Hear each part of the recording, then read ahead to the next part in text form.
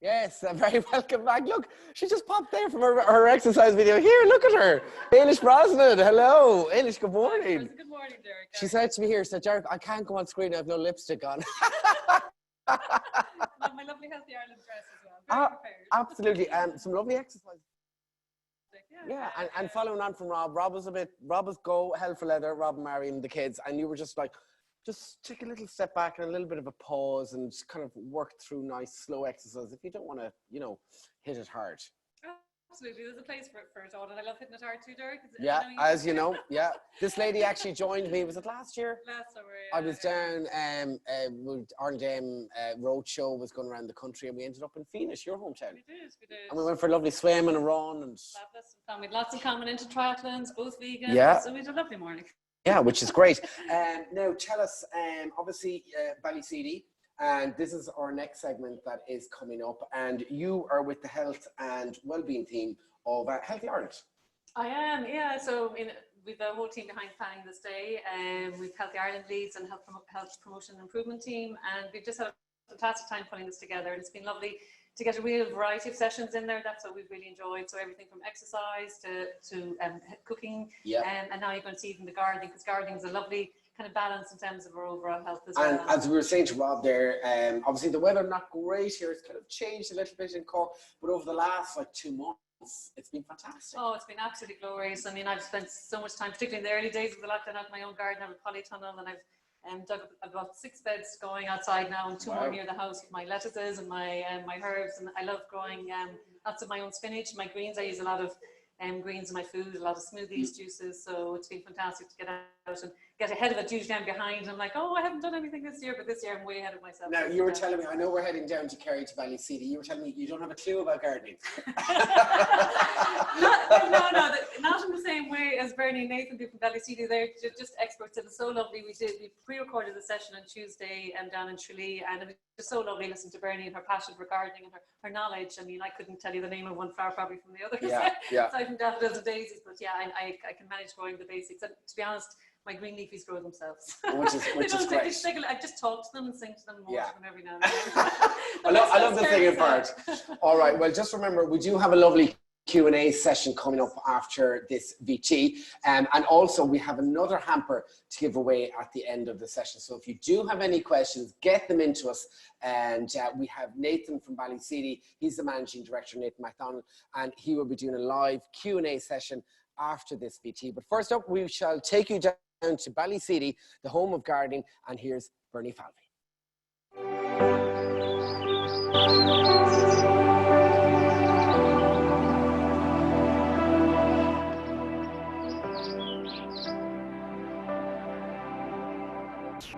Hello everybody, welcome to Ballyseedy Tralee. Nathan and I would like to take this opportunity to sincerely thank the frontline people for the incredible work that you've done over the last number of months. My demonstration here this morning is about a little bit of healing and maybe making life just a little bit easier for those of you that are under a lot of stress and strain. I've worked with plants for many, many years, and I know the healing properties that are in it. So I'm going to share some of my knowledge with you this morning in the hope that it just makes your life and your day a little bit better and a little bit easier. Scent in plants is so important. It just works with your senses, and it's just so healing, and plants in themselves are so healing. So this morning I'm just going to do a few demonstrations for you just to show you how you can make your life just a little bit more pleasurable through plants. I'm going to start with a container that you would have maybe at your front door. So when you're walking in from work in the evening and you're feeling maybe a little bit stressed, you have something very pleasurable and very pleasant to look at, as well as something very beautiful to smell. I have a lovely strong container here. So we start off with very nice fresh compost, and then we put in a granular feed in. Feeding is vitally important to plants. It's almost equates with the human being. One has to just take care of oneself as equal measure as what we have to do with plants as we do with people.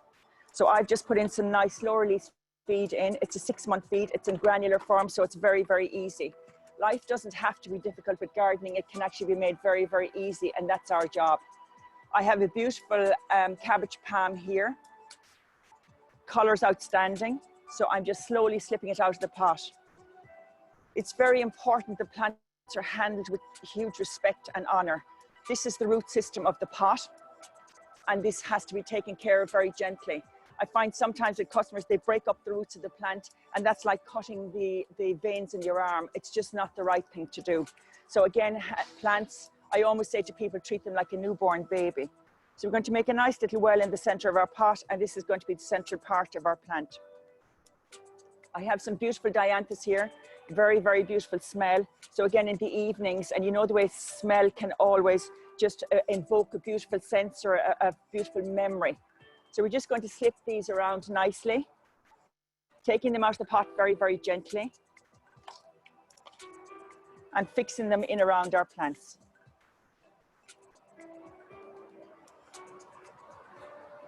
You can do this with any plant. You could have trailing plants, and you can have any color scheme that you choose. I'm noticing this year with a lot of customers that they like white.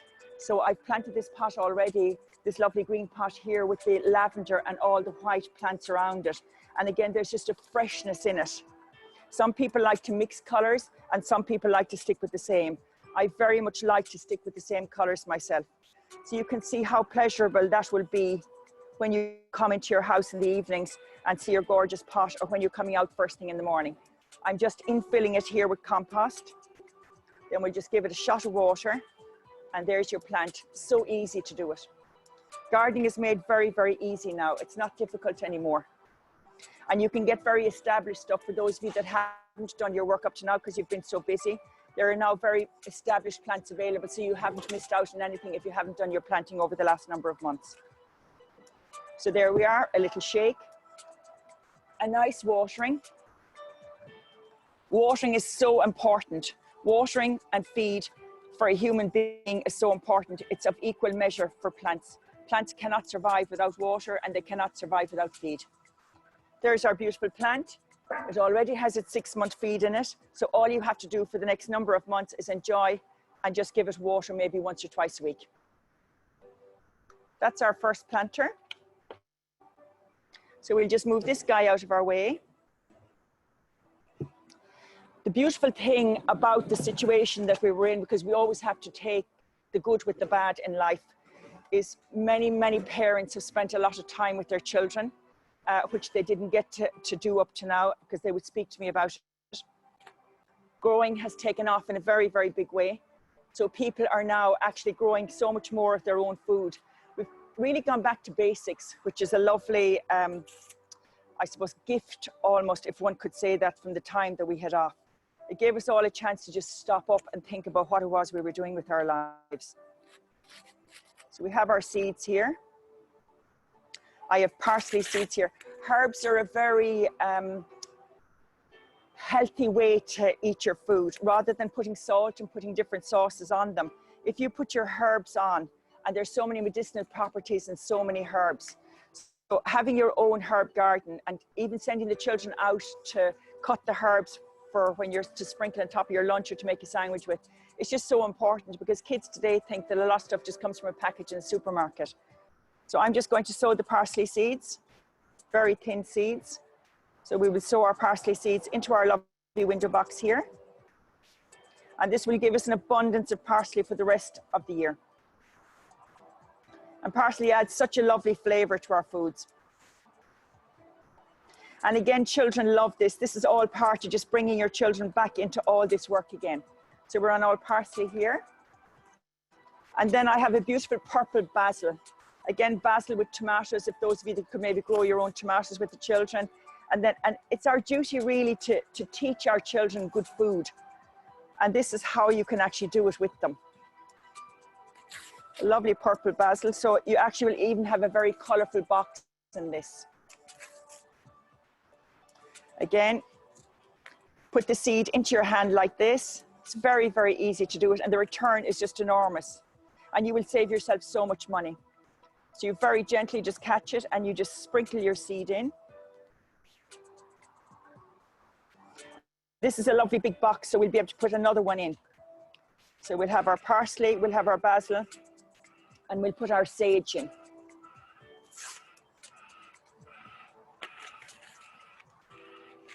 So your sage is ready for your Christmas stuffing. Here we are.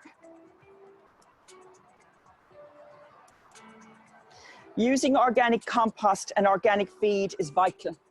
It is just so important that we just stop all this chemical use.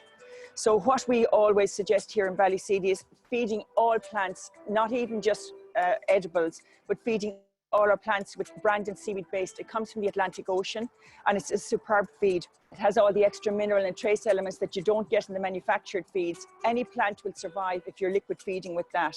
Organic potato and vegetable feed, which is what we would be feeding our vegetables with. And then we have our seaweed based enhanced growth. And what you have in the seaweed based feed is you have all the extra mineral and trace elements that you don't actually get in the ordinary feeds. So your plants will absolutely thrive. And again, it's something I've worked with for years because I've had this implicit belief that when you work with nature at every level, all the healing is in nature. And this is a very healing time. People need to heal from what they've been through. So when you go out in your garden, you're actually healing. You're healing with your children and you're healing yourself. So now we're going to water in our lovely seeds. And we'll have an abundance of parsley. We'll have an abundance of beautiful, colourful basil. And we'll have our sage.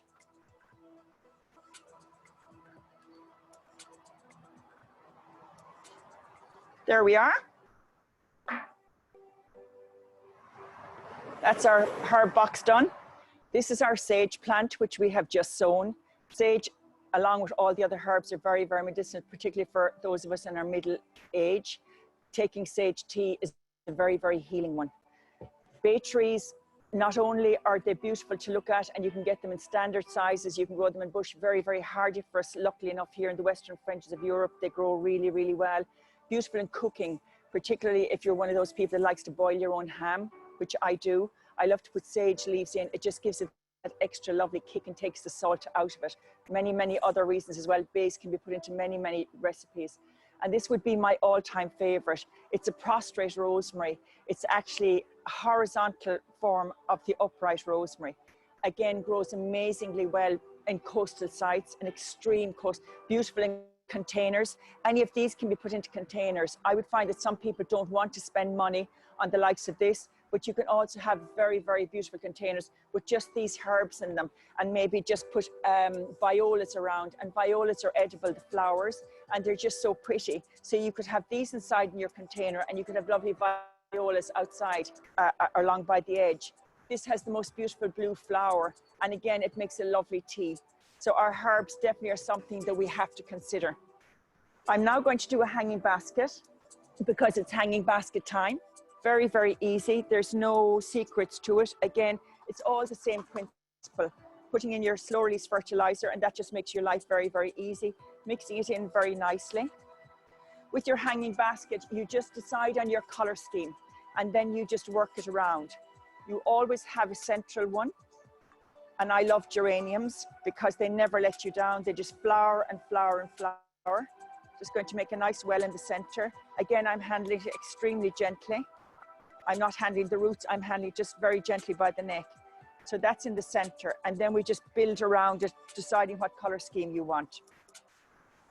Everybody's familiar with our lovely trailing petunias. Very gently make your well and slide it in. Again, all these being handled extremely gently and just moving it around slowly. If you're planting your plants later in the season, the two best ones to be working with are geraniums, begonias, and New Guinea basilices, because these guys will flower right up to the first frost in October, hopefully November. So we just fill in around slowly. Trailing geraniums are fantastic if you're living back near the sea and you've a lot, or you're in a very windy site. Upright geraniums and trailing geraniums would just make a stunning basket just even on their own. Again, all these will just fill out magnificently. Slide it in gently. Make sure you firm them in nicely. And then we'll finish off with another beautiful fuchsia. If your basket is hanging on a wall, sometimes it's nice just to have something upright at the back. Now, there we are. Just take a little bit of the excess compost out. And we just firm it all in nicely. Allow these to grow. Give it always water. Watering is just so important. It's exactly the same as ourselves. We need food, we need water, plants need food and water. And as the season goes on, don't neglect your plants, just continue very, very gently and kindly looking after your plants, and they will just reap the reward. You will get until October, November out of these plants. My little friend, the bird, has come to join me. It's with me all the time. There's your lovely hanging basket. Now you can choose any color scheme. It doesn't have to be reds and pinks. It can be an all white basket. It can be an all pink basket. It can be yellows and reds. You can choose whatever colors you wish. And sometimes I would say to people, what color is your front door? So match in with your front door, get all your colors matching. Following on from our hanging basket, some of you may choose to just have a very minimalistic type of planting. So, and maybe just the one color. So what I'm going to do is just to, again, putting our feed in, which is so important. Just a very nice, simple black pot with red in it. So you have your red hanging basket and you have your red geraniums at the front door. All these geraniums will come into full flower when we get our lovely sunshine back again, which we're very hopeful of. This one has actually a little bit more flower in it. So you'd have your lovely hanging basket hanging down with your lovely scarlet reds, and you have your lovely scarlet red at your front door. And that certainly is the most uplifting thing that one can have and hope for in any one day. Again, I'm just tucking all the compost in around the plant ever so gently. Let's take a little excess out here. Within a very short few weeks, this is just going to be a complete blaze of red. So we'll have our red hanging basket and we have our beautiful red pot. Again, watering, because what watering does is it settles in all the compost in all around the plant.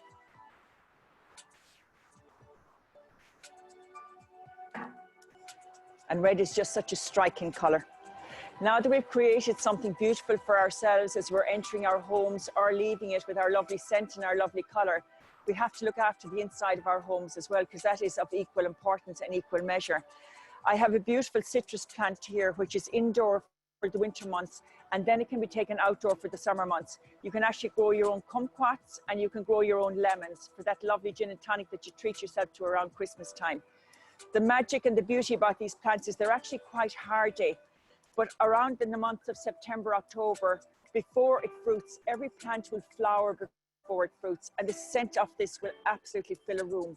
And they're quite hardy, so around June, July, you'll take this plant and put it outside. You'll start your liquid feeding and it will grow and produce the most amazing either kumquats or lemon trees. Again, it can be grown in quite a big pot, so it can be moved in and out for the summer months and then back in for the winter months. It's a total statement piece and a very, very beautiful plant. And again, we're into scent for the senses and the healing. Moving on to the anthurium plants. Again, they come in all colors. We have them in reds, whites and pinks. Anthuriums are an air purifying plant. They're tremendous for concentration and for creativity.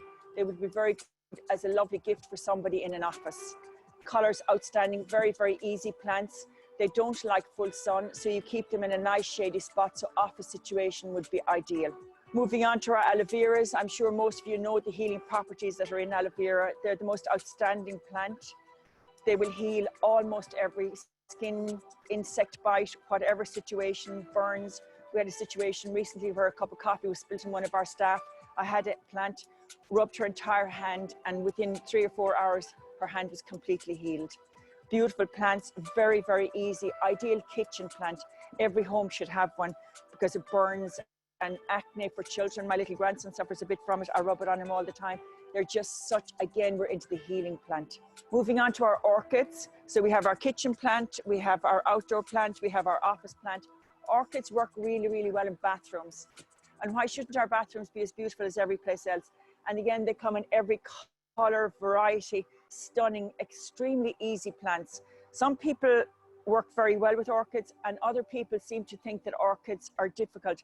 They're actually very, very easy plants. You run it under the tap once a week. They don't like to sit in water, but they will flower and flower and flower. And again, the more you feed them, the more they will thrive for you. It's the exact same principle for inside as an outside, watering, feeding, and creating the situation. Indoor can be slightly different. You have to do a little bit more research on indoor plants because you have certain plants for shade, like the anthurium, like the orchid. Aloe veras love full sun. Gerbera, I think they're probably one of the sweetest plants that you can get. They're cheap, they're cheerful, and they will flower all summer long, outdoors or indoors. Very hardy, tough plant. Beautiful just even for on your table when you're having your lovely barbecue. This is one of the more exclusive type plant. It's called an Acmea fascicata, which has this exquisite pink flower. It's a very tropical plant, so it likes to be on the dry side. Again, a very sunny situation, most beautiful color. It'll flower for 4 or 5 months. Difficult enough to get it to come back into flower again, but we still have this magnificent foliage, which we mustn't discount. You can get colors of plants to match every shade in your room. Again, a beautiful pink anthurium, pink gerberas, pink orchids. This is a yucca plant. For those of you that are not very good with indoor house plants, this is one of those plants that can take a lot of neglect, even though it's not a word I like to equate with any plant, but it can take extremes. Some people have underfloor heating and it is very, very difficult for plants to work. This actually is one of those plants that will work in any situation. Cold, drafty, underfloor heating, low light. It's just one of those exquisite plants. Hope you've enjoyed and got some benefit from what I've shared with you today. Again, we'd like to sincerely thank you here from the team in Ballyseedy for all the incredible work that you have done in keeping us all so safe for the last number of months. Thank you.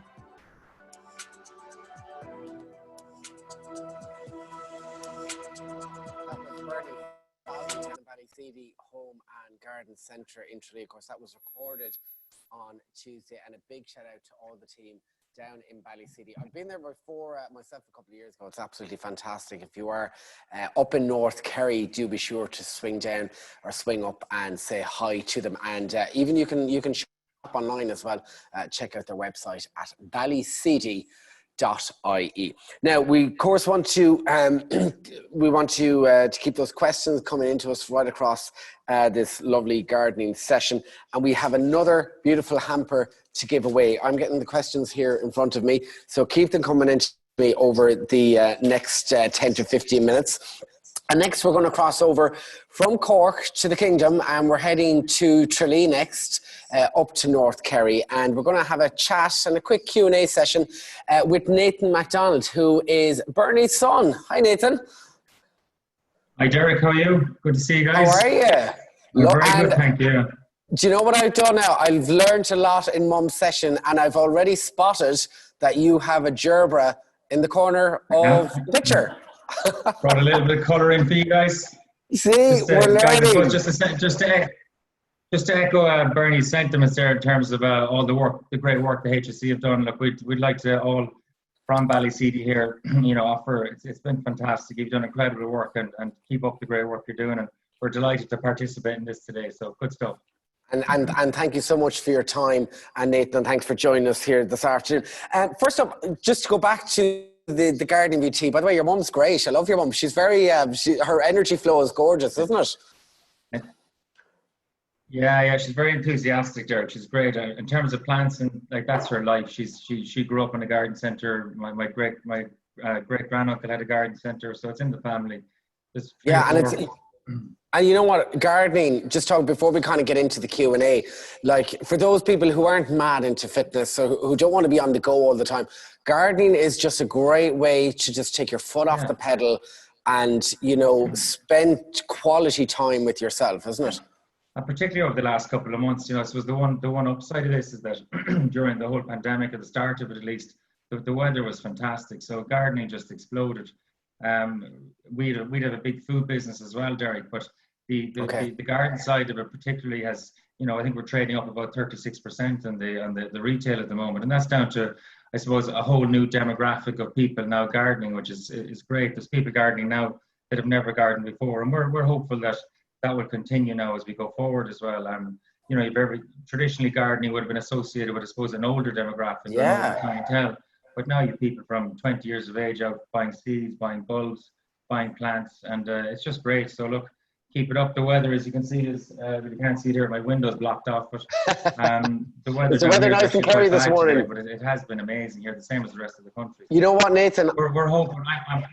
You can't see it. I'm actually wearing a pair of shorts here, so I'm praying that it comes back. Well, Nathan, do you know what I'm wearing?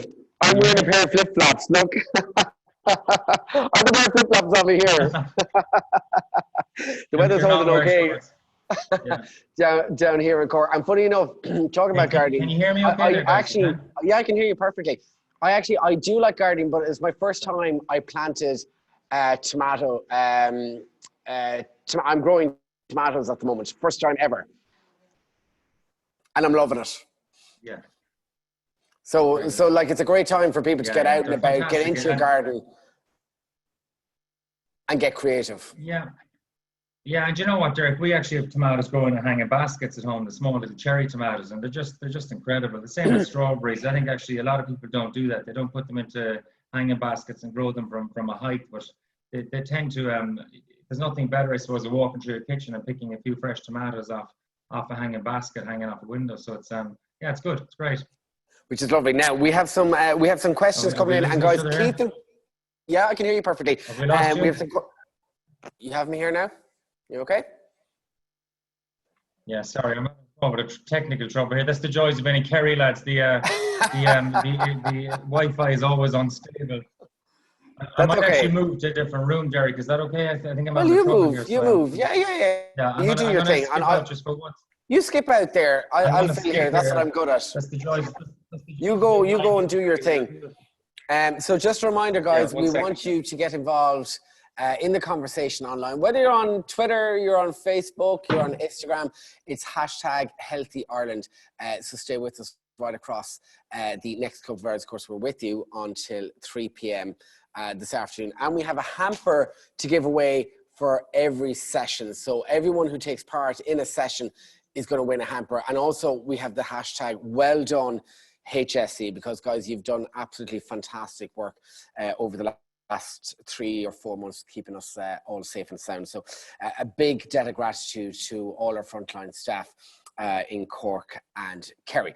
Now, Nathan, how are we doing there? Looks like you're up against the wall. Like, there we go. Is that better? Can you hear me now, Nathan? Can you hear me? We doing okay? Just unmute your mic there, Nathan. Yeah, no, we're good. We're good, yeah. Okay, now we're sucking diesel. sorry, guys. As I said, we're still unstable down here with the Wi-Fi. That's okay. That's okay. Not a bother. Not a bother. All right. Now we have some questions coming in, and as I said to everyone who's watching this gardening session, keep them coming, and we'll announce a winner at the end, right? So first up, from Rosemary Loxton. And Rosemary wants to know, how far apart should you plant each flower in pots?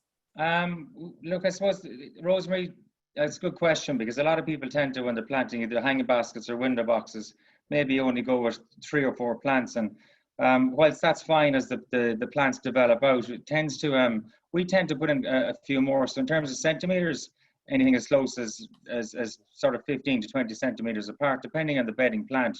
So what we'd always say, specifically around, say, maybe a hanging basket or a window box, you'd have your centerpiece, which could be a geranium, it could be a fuchsia, it could be a campanula, it could even do something in the perennial line. But then around that, I suppose you'd have your little bedding plants, you'd have like the lobelias, you'd have your petunias, serfinias, all that kind of thing. But generally, it depends on the size of the pot. We'd say an average size pot, you probably look to put in maybe somewhere between 5 and 7 plants, Derek, within the confines of the pot, and just use a really good compost and keep it watered. That's it. It's quite simple to do it, really. But it's just, as I said, start with the structure piece in the center, and then work your way around it. Yeah. And Nathan, down in Ballyseedy, do you have those pots with wheels? The ones that run around the place. Yeah. When you say on wheels, the ones that are movable, is it? Yeah, the movable. Yeah, of course. Yeah. Well, I think more container gardening now has become hugely popular. It's I suppose it's an easy way of you can do your herb gardening, you can do your summer color, you can do your winter color. So yeah, we would have a huge range of pots from all different sizes, but yeah, in terms of the wheels, yes, you can move them around and have a bit of fun with them. Yeah. Yeah, especially for those living in gardening. apartments. Another question coming in here, Nathan. What is a good plant, what is good to plant outdoors this time of year? So we're coming into July now. Yeah. So what's good? The summer bedding at this stage is kind of finishing up, to be honest with you. That would have been a little bit earlier. And I suppose, again, Derek, the fact that we had such a great start to the season weather-wise, you're probably looking at mostly the herbaceous borders, so cottage garden plants, as we call them. Any of the perennial plants, the likes of the campanulas, the lupins are looking fantastic at the moment. They're starting to come into full flower, full bud. Even the crocosmias, I don't know if you know the Montbretias with the lovely red flower, you see them growing in the ditches down here in Kerry. Yes. They're a stunning plant. Are they the red poker ones? Yeah, the ones that look like red pokers? They're like that, yeah, with a little red flower hanging over. You can get them in ours. Beautiful. Yeah, they're beautiful. There's a cultivated variety of that now called Crocosmia, the wheat Lucifer it's called, that we would sell a lot of at this time of the year. So primarily you're moving from summer bedding into cottage garden plants at this time of the year. Yeah. Okay, cottage gardening. And anything in the cottage garden, which would be herbaceous borders, herbaceous perennials. Okay, we have another question here from Maeve Carmody. Good afternoon, Maeve. Or good morning. Are we good morning or good afternoon? What time is it? Oh no, we're still good morning. Yeah. We're 11. Yeah. Good morning, Maeve. Hi, Nathan. I'd like some advice, please, on what grows well in a north-facing front garden and in an area at the back of our south-facing garden that doesn't get the sun. Thank you, Maeve. That doesn't, so they're both shaded areas. So there's a plant called the Cuba japonica, which is very good in shaded areas. That would probably work well in the south-facing aspect there. Also, ferns tend to work quite well, Derek. And thank you, Maeve, for the question. Ferns work well in shaded areas as long as it's not near the sea. Obviously, is important because down here in Kerry, we're a lot more restricted, I suppose, in terms of what we can grow, because obviously we have the Atlantic. The Atlantic, a lot of rain, you know all about this, a lot of rain, a lot of water, and we get a lot of the sea salt winds as well, which tend to burn the plants. So we always say that a lot of the plants that work down here would be sort of the waxy leaf on them that would be that little bit hardier and that little bit more resilient. So in terms of the south-facing aspect there, I'd recommend, depending on the height, I'd recommend something like the Cuba japonica, which is a lovely big leaf plant. It can be kept under control. Maybe it grows to sort of 4 to 5 foot tall. You can even keep it smaller than that if you want by pruning it back. And then the ferns. In terms of the front garden, is it a tree she's looking for, or is it a shrub? She's not specific. Well, she just has something that grows well in north-facing front garden. Yeah, so if there's a bit of room there, you probably get away with maybe putting in a small to medium-sized tree like the crataegus, something like that. The hornbeam even would work. Or a sorbus acroperi is lovely. It has that nice foliage on it that would maybe north-facing gardens by nature are quite dark, so they need to be. If you can get a bit of light into them. Now, it's very hard to get a plant to flower in a north-facing garden for obvious reasons. You don't get natural sunlight. But I would recommend probably a crataegus or a sorbus or sorbus aerulitescens would be lovely with a lovely big silver leaf on it. Yeah, two nice trees. Yeah. Okay, that's right, and it doesn't require much sunlight, so that's good. Quite hard. Most important, Derek, as well, is when they're planting them, obviously, with any plant, like Bernie showed in her video earlier, it's very important that you dig a hole maybe 2-3 times the size of the pot. Take the pot obviously off the plant, and then mix in a really good soil conditioner, really good compost, especially in those north-facing gardens. They can tend to be quite wet. Generally, there's a lot of moss in the areas because they're shaded. So, try and get as much soil conditioner and feed into the soil as you can. And that will then in turn help the plant come along, yeah. That's a very good tip, Nathan. Another question here. How often do you need to feed outdoor plants?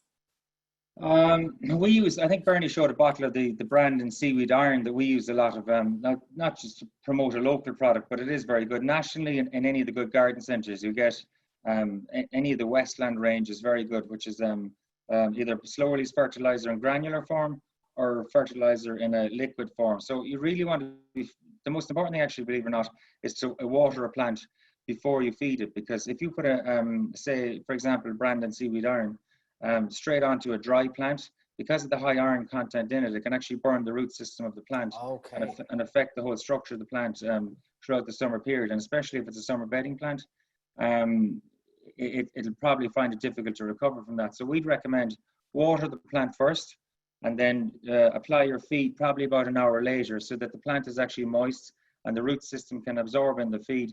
And you'd want to be doing that probably going forward, probably once every week to 2 weeks at the moment, you know.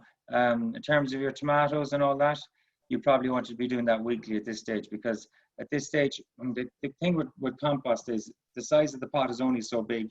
The plant, as it develops, is drawing the nutrients out of the compost, and because it's not naturally in the ground, you don't have a situation where the feed can come back into it. So it's important from that front that you probably feed herbs, tomatoes weekly, and summer bedding maybe every 2 weeks. 10 days to 2 weeks. Yeah. But avoid iron, because it'll at the start. No, you can use the iron, but just make sure that the plant is watered. It's well watered. Yeah, it's well watered. Yeah, exactly. Yeah. Okay, that's very good. And iron is very good, actually. Iron is great. So yeah, it's very good. Yeah. Okay, cool. So that was that's that question, and thank you, Maeve, for the other one. Another question here. I planted potato seed a few weeks ago. The plants are thriving and have started to flower, which is great. When do I harvest potatoes, and do I leave them in flower? That's from Cleena in Cork. Thank you, Cleena. Yeah, thanks for your question, Cleena. It really depends again on the variety. There's a lot of different varieties that so some of the potatoes are being lifted already, to be honest with you, and would have been over the last 2 to 3 months. Again, we would have seen huge growth over the last, I suppose, particularly week to 2 weeks, Derek, because we had that extensive dry spell, which, you know, as we know, there was water restrictions in terms of how much gardening we could do. It didn't last for too long, thankfully, because when that does come into play, Derek, it has a huge effect on obviously on our industry. And that can be challenging. But is that still in place, by the way? I don't think it is it? No. Well, yeah. To be honest with you, I don't think it is. I should know that. Sorry. After they brought it in, it started, like, it literally lashed the next day. Yeah, I know. I was like, here. Thank God. So look, I'd say if it's starting to flower, she's probably not too far away from it. I would recommend using a good potato feed as well. Actually, in my other office there, I had a few bits I was going to show you just in terms of that, but obviously I can't now because that's my reception in there. But a good potato feed. There's a good potato feed. It's from the Westland range. Again, it's a good product. The lads are very, I suppose, forward in terms of their thinking to do a lot of work on R&D. Their product is very good, and it's all organic as well. So obviously anything that you're eating, as Bernie again said in her video earlier, it's very important when you're using either feeds or sprays or anything like, particularly on vegetables or on fruit or anything that you're eating. Very, very important that you use an organic product. But I'd say based on what that lady just said, she's probably about 2 to 3 weeks away from harvesting those, though. Yeah. Okay. But now is the crucial time to feed them. Okay, and she can send over some spuds our way. Absolutely, yeah. We love our spuds down in Kerry here. Trust me. I know, I love spuds. All right, and we've another one here. For someone who isn't green fingered, Nathan, what would you recommend to grow if you don't have a lot of time on your hands, basically? Yeah, something kind of nice and easy. If you're not green fingered, and most of us, well, not obviously ourselves, but a lot of people who are starting out this year, Derek, particularly, you know, we're recommending to start small. And the key is, you know, if you're at home, if you live in an apartment, if you live in a flat, if you live in a house, or whatever form it is, try something indoor first. We'd always recommend. So something that's on the windowsill. Like, it doesn't matter what plant you purchase, they still need to be watered. So something that's in front of you, directly in front of you, be it a basil plant up on the windowsill, be it some parsley, be it some chives, some sort of herbs, something that you use when you're cooking. So I tend to recommend always, when somebody's starting out, get a small little window box, maybe, you know, 40 centimeters long, put a nice compost into it, and plant maybe 3 or 4 different herbs into it, nothing else, and keep it simple. Basil, parsley, maybe chives, 3 herbs that you commonly use inside your kitchen when you're cooking.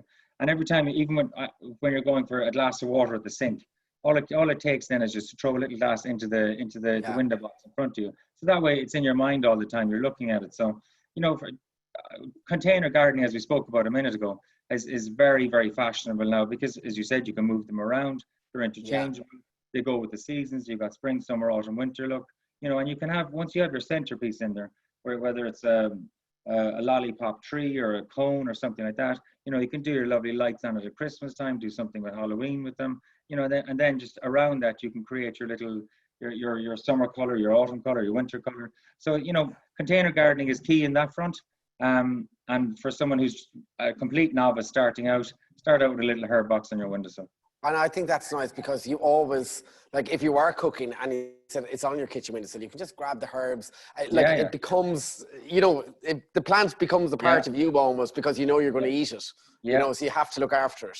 I have three young sons, Derek, and they're all under trees, so we've a bit of a crazy house. But I'm trying to get them into gardening all the time. And a couple of weeks ago, I grabbed a few packets of basil, or what I thought was basil, off the shop floor here. Went home and planted them, and I didn't realize that this was wasabi basil, which is a really potent one. So I made a lovely tomato and mozzarella salad the other night for my boys, and I was wondering why they were all spitting and coughing and spitting. And then I took a piece of a basil, and I realized I planted a very potent wasabi basil, which is quite strong. But it's great. Wow. We love cooking at home, and we love using herbs. We have another question here. How often do you need to water hanging baskets? There's a lot of hanging baskets out there at the moment. Yeah, a lot is the answer, Derek. You'll be looking at least, especially even the big mistake people make is when it's raining, that they think that they don't have to water their plants, which is wrong. Yeah.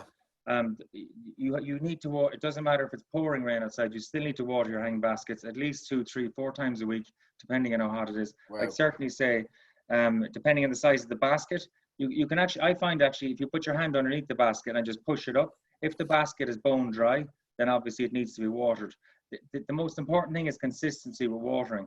It's to not let it dry out and then drench it. Let it dry out and drench it, because the plants don't like that. They don't know what's going on, and then they get stressed looking for water. They get stressed.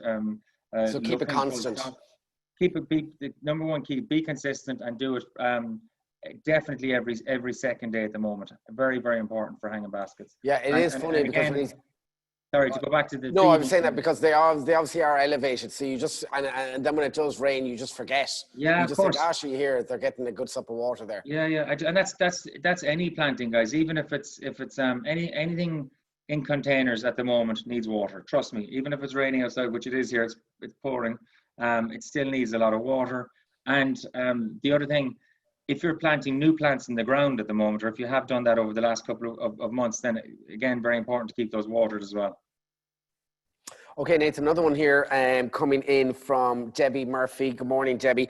Debbie says, is it too late in the season to start growing vegetables with the kids? Thanks, Debbie. No, thanks, Debbie, for your question. No, it's not. To give a straight answer, I think the most important thing, Debbie, at this stage though, is to buy them in plant format as opposed to in seeds. So earlier on in the season, Debbie, we would have seen a huge amount of I suppose seed sales. They're still ongoing, but not as popular now, I suppose, as plants. So you go into the garden centre at the moment, any garden centre at the moment, and you get it in the vegetable and herb section. You would get a decent range of pre-packed, the same as the bedding plants, effectively pre-packed vegetables that are, you know, they're about that size. They're small little plugs, as we call them, and just pop them out into little pots, and you'll have, within probably 4 to 6 weeks, you should have a good crop of vegetables. Yeah, and there's loads of stuff. So they're already started, like they're all started. Yeah. Seeds are difficult, Derek, to grow if you're a novice gardener. It's not difficult, but it's especially with the likes of vegetables, we have a tendency to, you know, when you buy a packet of lettuce, there could be 200 seeds inside in it. You know, you're not going to eat 200 heads of lettuce in a million years. So I think it's important just to start small and just buy little pre-packs of vegetable plants. Now, another question here, seed bombing. What do you think of that? Letting your garden grow wild? Yeah, look, it's obviously very popular from a biodiversity point of view. I'm a fan of it myself, because I think it's very important that we get our bees back. I think it's very important that we encourage our wildlife to come back. I think it's very important that we get our butterflies back. There's been huge restrictions put on chemical purchasing in garden centres, and rightly so, over the last couple of years. If you go back 10 years ago, Derek, you would have seen huge volumes of the likes of Roundup and all these products being sold willy-nilly. and doing unbelievable damage to the environment, be it our waterways or be it our gardens or our plants. So, you know, anything we sell at the moment here is pretty much organic. We always encourage organic, and seed bombing can only help. Anything that encourages new wildlife and that encourages wildflower growth, then I'm 100% for it, to be honest with you. It's great if you've got kids as well, or if you've got, you know, in an open area that you're not particularly, you know, go down the back of the garden. Yeah, then just to have an area, you know. The only thing is, it can look a bit messy if it's in an area that you like to keep manicured. But pick an area, you know, pick an area. We do it here. We haven't used any chemicals on this. So we have a 6-acre site here in Kerry, Derek. I think you know it. Oh no, I do. Sure, I was down there last year. Good man. We'll get you a coffee next time you're down. We have a big site here, and we've used nothing on it this year, chemical wise. Wow. And we're already starting to see a lot of the particularly the bees. It's great to see the bees come back again, you know. And that's particularly important, obviously, like with growing vegetables and getting back into the food chain. We're also health conscious at the moment, and it's obviously, you know, quite toxic, isn't it? Very, very, very, very important, and especially with what we're eating. I think, you know, there's been a race to the bottom over the last couple of years in terms of the price. Like, you can buy a head of cabbage for 49 cents in some places now. That's, you know, you just wonder how can they do that? How can they produce something that has to go from farm to fork at that kind of price? So, you know, unfortunately, a lot of it is chemical driven. So we would 100% encourage natural growth and natural products when you're trying to manicure or control your garden. Yeah. Now, another one in here, obviously the weather is very heavy, very humid at the moment. Blight is a big problem, especially for crop growers. Yes, it is. Yeah, and look, again, it's particularly with obviously with potatoes. It tends to be now, I wouldn't say the last 2 weeks again has been quite difficult. But to be honest with you, the ground needed it, Derek. It was very, very dry. As I said, we had a huge prolonged period there of incredibly hot weather, and that you know, I suppose there's places down here, for example, that dried up that we never saw dry, to be honest with you, particularly around farms and stuff like that. So blight is an issue, but again, can be treated quite easily. There's organic ways of doing it. A lot of that is available on a commercial level. You'll have to go through obviously commercial products, but in terms of the garden centres, there is a number of different products out there that are available at hand, and that again are organic. So you know, we'd recommend again that use something that's natural where possible. Yeah.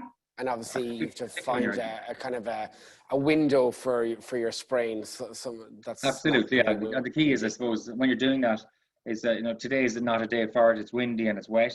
Yeah. So, you know, you need to have a day where try and have 6 hours of, if possible, try and have 6 hours of dry time and very little wind, so that your sprays aren't drifting, because a lot of the damage, Derek, can be done when you're spraying an area with drift, believe it or not. The wind will pick it up and it will actually move it onto your plants or move it onto very interesting. You rarely think about that. It's very interesting. Yeah, areas that you don't want to damage, or maybe even your neighbour's garden gets damaged by.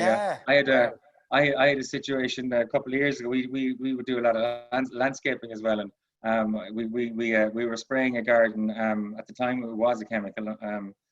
And obviously, one of the lads who was doing it decided he was walking backwards, so he went off walking through somebody's garden, and we had a load of footprints the whole way down of just the dead spots of where he walked up. No! Because the shoes had been soiled. Yeah. So wow. But look, these are things you got to think about, things you don't think about, you know. Next up, black spots on roses. That fungus that grows on roses. Yeah. This time of year, roses are very susceptible to black spot, green fly, any of that kind of stuff. So the most important thing, actually, roses love dry weather, so they would have loved it now over the last couple of weeks, with the heat that's there. Obviously, in the last 2 weeks, particularly with the rain, you're going to start to see some of that come on board. So we would recommend, again, there's an all-in-one spray that you can use, Derek. That's very, very good, by a company called Westland. Yeah, that's available in all the garden centres. Okay. So you can buy it. You okay? Oh yeah, no. Go. Sorry, we just have Katrina and Rosemary. I think the girls, they have their hands up to ask a question. Girls, just type Q in the Q&A box. So they do want to ask you a question, Nathan, but they're Okay, I can't see that. So yeah, hi girls. Yeah. So just type Q in the Q&A box and off you go. Okay. Go on. Sorry. Sorry, yeah. So it's sorry, Derek. It's in a small little bottle. It's a hand with a nozzle on the top of it. You can buy them for about €10, and that will help control black spot, green fly, rust, any of those things that you get on roses. But again, roses are fabulous if they're looked after, but they need that little bit of effort in terms of minding them. They love heat. They love the sunshine. The rain, not so much. So the last couple of weeks might be struck. They should all be budding up now, if not in full flower at this stage. We've a beautiful selection of flower carpet roses that just came in a while ago. Obviously, you got your flower bundas, your hybrids, your standard roses. These are all stunning, and a rose garden is amazing. But there is a little bit of work needs to be done with them. They need to be sprayed regularly, every 2 weeks, at a minimum. They need to be sprayed, and definitely again feed them with just a good rose food. You know. I don't know, Nathan. Have you ever been down to Kilkenny Castle? I have. It's a beautiful rose garden. Rose garden, yeah, stunning. Yeah. We have one here. Stunning. We have one here as well in Tralee Town Park. There's a beautiful rose garden that obviously for the roses every year. That's in full flower. But roses are magnificent, Derek. Absolutely magnificent. I love them. But there is, if you're a novice gardener that's not keen on gardening, then I would certainly be advising you to stay away from them, you know. To stay away from them. Okay, another question here coming in from Michelle Mulcahy. Good morning, Michelle. Can I get advice on lawn care, please, at this time of the year? Lawn care from Michelle. Yeah, so again, depending on the size of the lawn, lawns at this time of the year need a bit of nitrogen. So what we'd recommend is a 3-in-1 product that's quite good. It's the lawn feed, weed and moss killer. There's a product called Aftercut from Westland that would be very good. It's so basically at this time of the year, Derek, we're all starting to see growth. You should be cutting your grass at least once a week at the moment.